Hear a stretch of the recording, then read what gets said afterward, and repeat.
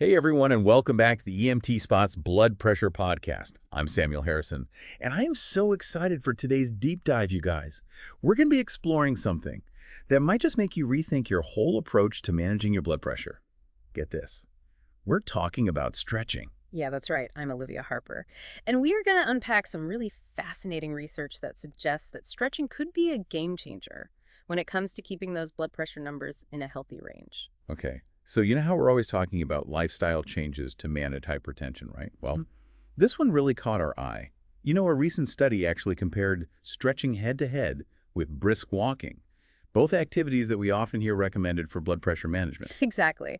And the findings, they were pretty surprising. You see, we often think of stretching as just being good for our muscles, Yeah. but it turns out that it has a direct impact on our arteries as well. Interesting. So for anyone who might not be familiar, hypertension or high blood pressure is a serious condition that can increase your risk for heart disease and stroke.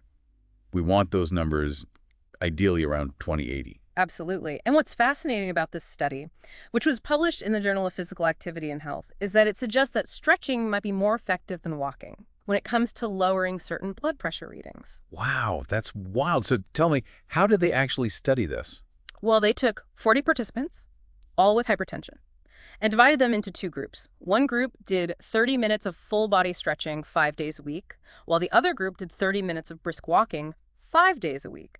Both groups kept this up for 8 weeks. Okay, that's a pretty solid study design. So what happened? Did stretching actually beat out walking in the blood pressure department? You know what? It actually did. Both groups experienced reductions in blood pressure, which is great news. But the stretching group saw significantly greater decreases in systolic blood pressure, diastolic blood pressure, and mean arterial pressure. Wait, hold on. I know we throw those terms around a lot, but for anyone who might not be a blood pressure expert, can you break down what those different readings actually mean? Of course. So when we measure your blood pressure, we're looking at two numbers. The top number, the systolic pressure, is the pressure in your arteries when your heart beats. The bottom number, the diastolic pressure, is the pressure in your arteries when your heart is at rest between beats. And mean arterial pressure is just an average of those two numbers, giving us a good overall picture of your blood pressure. Okay, Yeah. makes total sense. So the stretching group had bigger drops in all of those numbers. Now we're really curious about how stretching actually works, this magic on our blood pressure. Well, think about it this way. When you stretch, you're lengthening your muscles, right? But you're also stretching all the blood vessels that supply those muscles, including your arteries. Ah, okay. So it's not just about the muscles themselves, it's about the whole system that supports them. Exactly. By stretching those arteries, you're improving their elasticity, which makes it easier for blood to flow through them. And less resistance in your arteries translates to lower blood pressure. It's kind of like widening a narrow road to ease traffic congestion. I love that analogy. So it's not just about making your muscles more flexible, it's about making your arteries more flexible too. Yeah. And that in turn helps lower blood pressure. This is really cool stuff. It is. And what's even more interesting is that the stretching group saw these improvements in blood pressure at different times of the day and in different positions, sitting, lying down, and even throughout the night, based on 24-hour monitoring. Wow. So it's not just a temporary dip in your blood pressure, it seems to have a lasting impact. That's impressive. Now, even though stretching seems to be a bit of a superstar in this study, I'm guessing walking still had its own perks, right? Absolutely. In fact, the walking group actually had a greater reduction in waist circumference. So if you're looking to manage your weight, Right. walking is still a fantastic option. This makes me think of something one of the researchers, Phil Chillibeck, said about incorporating stretching into everyday activities. He actually suggested something as simple as stretching while watching TV. I love that. It just goes to show that you don't need to overhaul your entire life to reap the benefits of stretching. Right. Speaking of different ways to stretch, we've got articles on our site with tons of stretches for everything from tight hip flexors to upper back pain, even stretches to strengthen your wrists. We'll make sure to link those in the show notes so you can find ones that target your specific needs. That's a great resource. And it's worth experimenting to see what kind of stretching works best for you. Some people prefer dynamic stretching, where you move your body through a range of motion, while others find holding static stretches more beneficial. The key is to listen to your body and discover what you enjoy and can stick with. You've hit the nail on the head there. Consistency is key. We can talk about the amazing benefits of stretching until we're blue in the face, but it's only going to make a difference if you actually make it a regular habit. Absolutely. And that brings us to an important point. While this study is super exciting and points to stretching as a real contender in the blood pressure battle, it's not a magic bullet. It's not about swapping out every other form of exercise and just stretching all day long. Right. You're absolutely right. It's all about finding a balance. Stretching can be an amazing addition to your routine and seems to have a particularly powerful impact on blood pressure, but it's not meant to replace everything else. So if someone is listening to this and they're thinking, all right, I'm sold, I need to stretch more, what advice would you give them? Where should they begin? That's a fantastic question. First things first, I always recommend talking to your doctor or physical therapist, especially if you have any health conditions. They can help you create a stretching routine that's safe and effective for you. That's such an important reminder. We're all about giving you the information to take charge of your health. But personalizing it with the guidance of a professional is key. Exactly. Once you've got the green light, start gradually. Don't try to become a master contortionist overnight. Even just 5 to 10 minutes of stretching a day can make a difference. I think that's something people often underestimate. They think, oh, it's just stretching. I need to do at least 30 minutes for it to count. But even small, consistent efforts can really add up, right? Absolutely. And don't be afraid to explore different types of stretching. There's a whole world out there beyond basic hamstring stretches. You might find you enjoy yoga, Pilates, or even Tai Chi. So true. It's all about finding what feels good for you and what you're likely to stick with. Because let's be honest, if it feels like a chore, you're not going to keep it up. What are some things people should keep in mind as they explore different types of stretching? Well, one thing to remember is that there are different categories of stretching, each with its own benefits. There's static stretching, where you hold a stretch for a period of time, and dynamic stretching, where you move your body through a range of motion. And then there's PNF stretching, which involves contracting and relaxing your muscle. Wait, PNF stretching. That sounds intense. Could you break that one down a little more? Sure.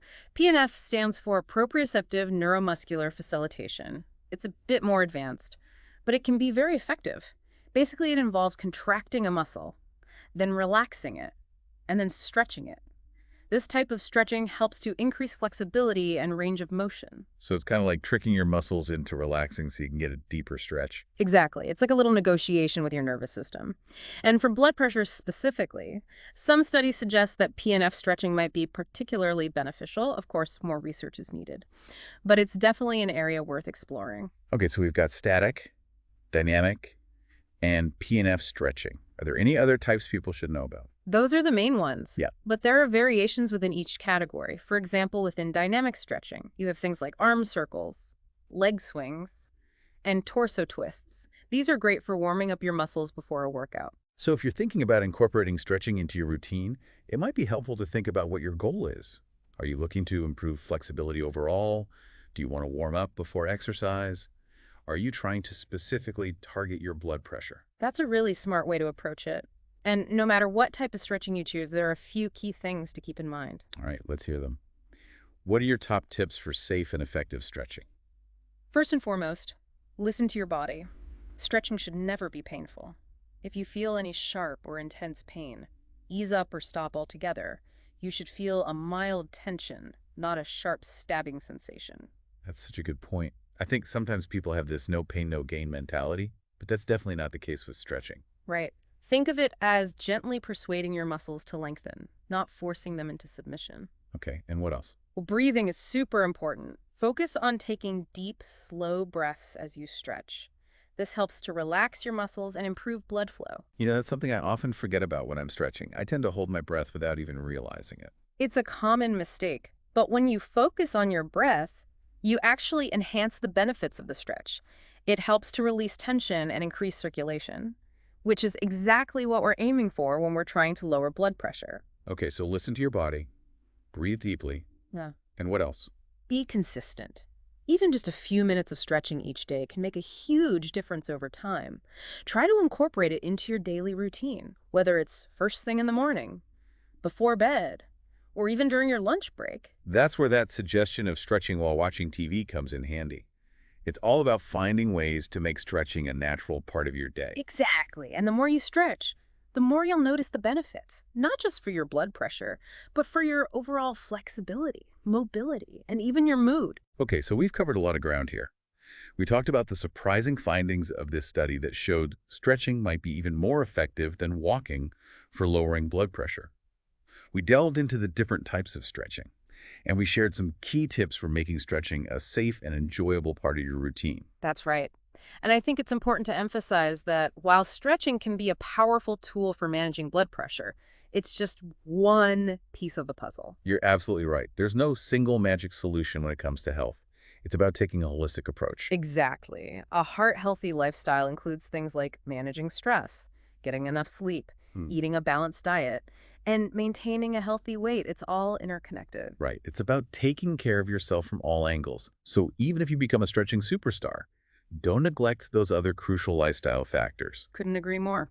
Well, folks, it seems like we've reached the end of another fascinating deep dive into the world of blood pressure. Time really does fly when you're exploring. Simple, yet potentially life-changing strategies like stretching. That's for sure. We've covered a lot of ground today, from the science behind stretching's impact on your arteries, to different types of stretching you can explore, and practical tips for making it a part of your daily routine. And hopefully, you've come away with a newfound appreciation for the power of stretching, not just for flexibility, but for your heart health as well. You know, one of the things that really struck me about this whole conversation is how accessible stretching is. Absolutely. It doesn't require any fancy equipment or a gym membership. You can literally stretch anywhere, anytime. Exactly. And it doesn't have to be this big time-consuming thing either. Even just a few minutes here and there can make a difference. That's such an important point. We often get caught up in the idea that exercise has to be this big production. But small, consistent efforts can have a huge impact over time. Couldn't agree more. So if you're listening to this and thinking, all right, I'm ready to give stretching a try, where do you recommend they start? Well, first I'd say, think about what areas of your body feel tight or restricted. Maybe you have tight hamstrings from sitting all day, or stiffness in your shoulders from hunching over a computer. Right. Identify those trouble spots and then look for stretches that target those specific areas. Exactly. And remember, we've got those resources in the show notes with tons of different stretches to choose from. And don't be afraid to experiment. Try different types of stretching: static, dynamic, .pnf, and see what feels best for you. Exactly. And most importantly, listen to your body.